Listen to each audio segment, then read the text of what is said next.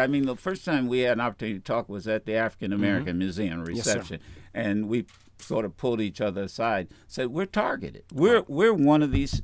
We are targeted. They're hitting us. And they will continue to hit us. Because if you add up what the Russians did against us, against the Brexit vote, against the British, against the French, you add that all up, it costs less than one new F-35 airplane. Right. So what should this Well, let me tell you what Congress should do first. All right. One, we should pass a law that says if a foreign power tries to intervene and offers you dirt on a political opponent, the proper response ought to not to be say thank you. You ought to tell the FBI. Second, we ought to make sure that every polling station in America has a paper ballot backup, so that if somebody hacked into your machine, you can still make sure your vote is counted.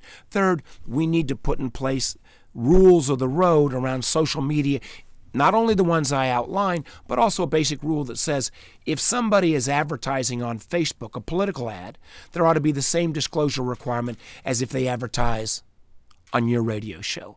And I think as listeners and receivers of information, we should have a healthy dose of skepticism if you read something on the internet before you simply believe it's true. The number of people I hear from on a daily basis where I read this on the internet as if somehow that made it gospel, it's just crazy. There is a lack of curation. There is a lack of sourcing on what happens on the internet that is very different than what happens on your radio show.